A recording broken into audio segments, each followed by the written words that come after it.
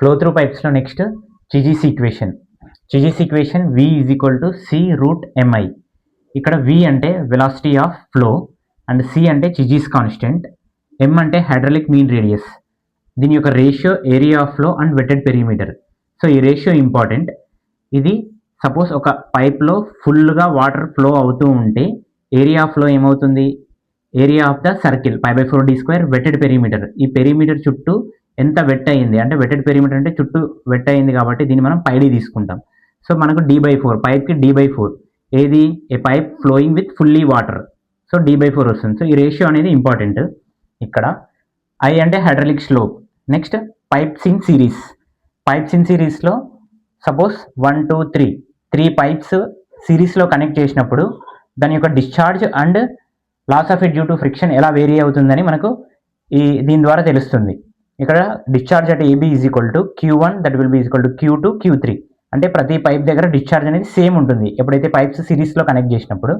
కానీ loss of it due to friction అనేది sum అవుతుంది.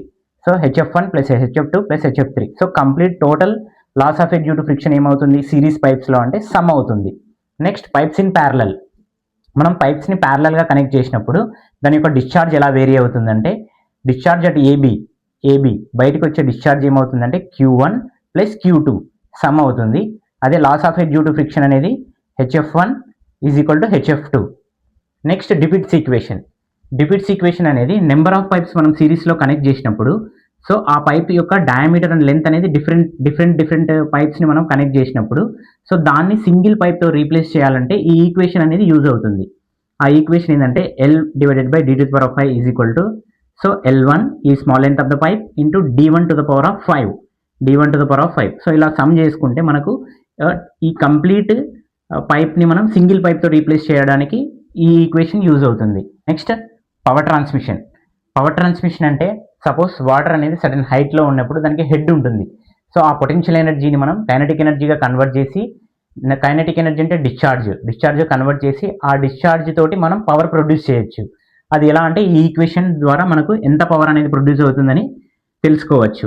సో ఇక్కడ గామా అంటే స్పెసిఫిక్ వెయిట్, Q అంటే డిశ్చార్జ్, H అంటే టోటల్ హెడ్.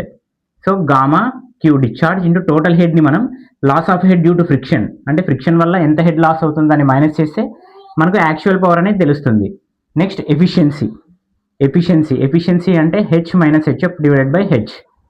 సో ఇది H మైనస్ HF అంటే loss of head due to friction తీసిన తర్వాత ఎంత హెడ్ ఉంది, సో మనం యాక్చువల్ హెడ్ ఎంత సప్లై చేస్తున్నాం అనే దాన్ని బట్టి మనకు ఎఫిషియన్సీ తెలుస్తుంది.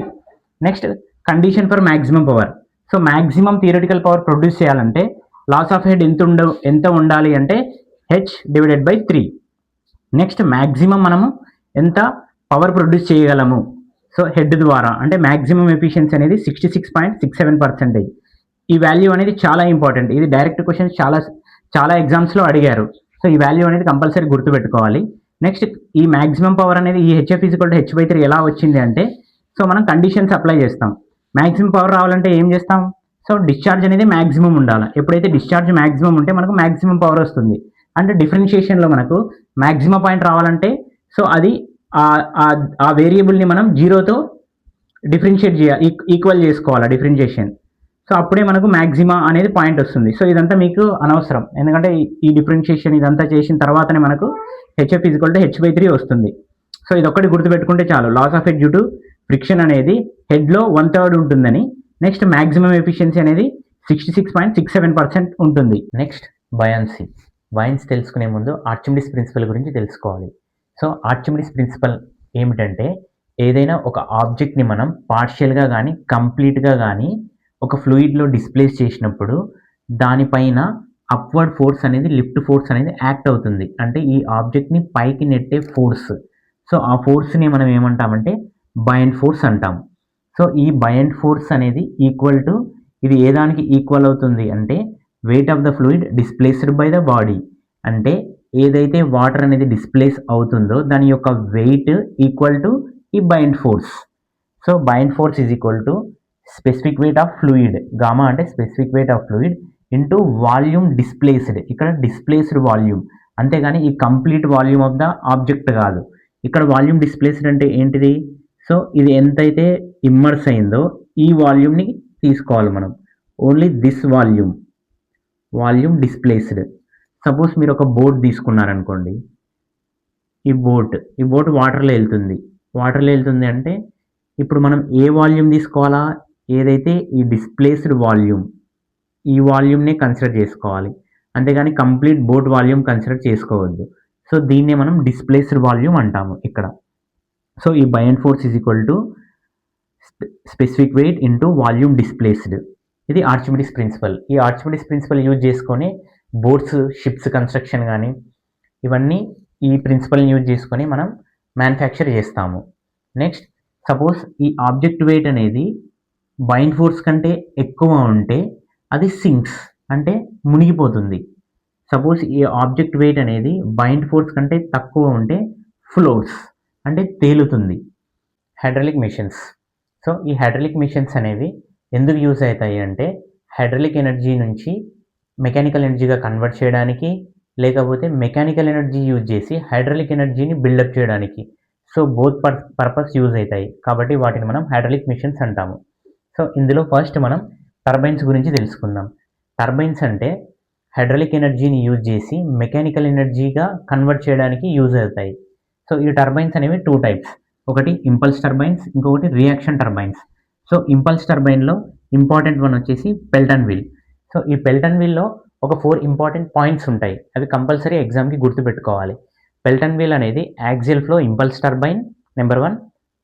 నెంబర్ 2 వచ్చేసి దాని యొక్క కప్స్ షేప్ వచ్చేసి ఎలిప్సాయిడల్ ఆర్ హెమిస్పెరికల్ కప్స్.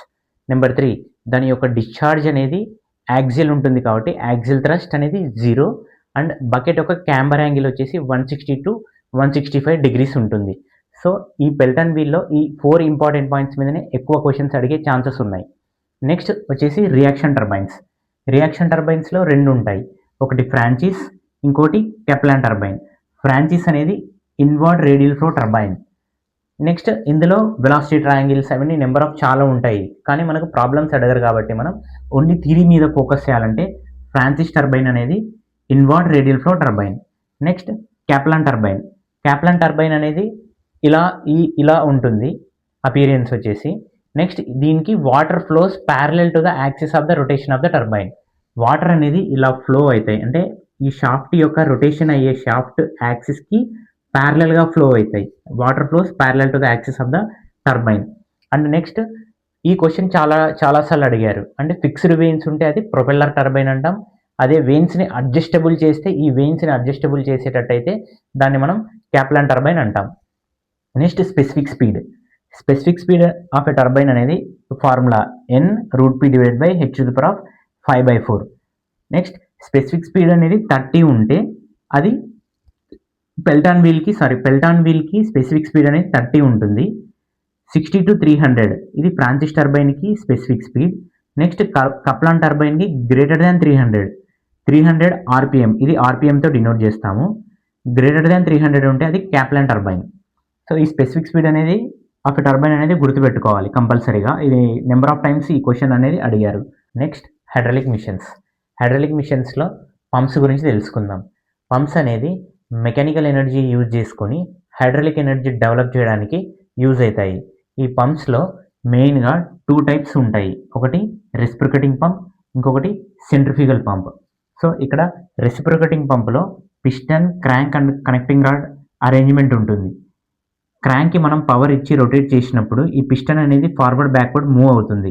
ఇలా మూవ్ అయినప్పుడు సక్షన్ క్రియేట్ అవుతుంది. సక్షన్ క్రియేట్ అయ్యి ఈ సంప్లో ఉండే వాటర్ అనేవి సక్ చేసుకొని తర్వాత నెక్స్ట్ స్ట్రోక్కి ఇది కంప్రెస్ చేయడం వల్ల వాటర్ అనేది హై ప్రెషర్ తోటి ఎగ్జిట్ అవుతుంది. సో ఇది రెసిప్రొకేటింగ్ పంప్ యొక్క principle. Next centrifugal pump. Centrifugal పంప్లో ఒక రన్నర్, ఇది డిఫ్యూజర్. ఈ కేజింగ్ని మనం డిఫ్యూజర్ అంటాము.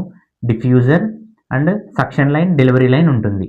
సో ఇక్కడ సంప్లో ఇది రొటేట్ అయినప్పుడు సక్షన్ క్రియేట్ అయ్యి వాటర్ అనేది లిఫ్ట్ అవుతుంది. సో హై ప్రెషర్ తోటి వాటర్ అనేది ఎగ్జిట్ అవుతుంది. ఇది సెంట్రిఫ్యూగల్ పంప్ యొక్క ప్రిన్సిపల్.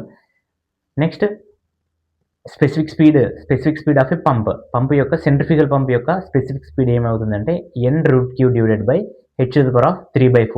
ఈ ఈక్వేషన్ గుర్తుపెట్టుకోవాలి కంపల్సరీగా. ఎక్కువ ఎగ్జామ్స్లో మనకు ఈ 3/4 అనేది ఎక్కువ సార్లు అడిగారు. అంటే స్పెసిఫిక్ స్పీడ్ ఆఫ్ టర్బైన్ యొక్క ఫ్రాక్షన్ ఎంత, టర్బైన్కి 5/4 అవుతుంది, ఇక్కడ స్పెసిఫిక్ స్పీడ్ ఆఫ్ పంప్కి 3/4 అవుతుంది. ఈ ఫ్రాక్షన్ అనేది ఎక్కువ ఎగ్జామ్స్లో అడిగారు.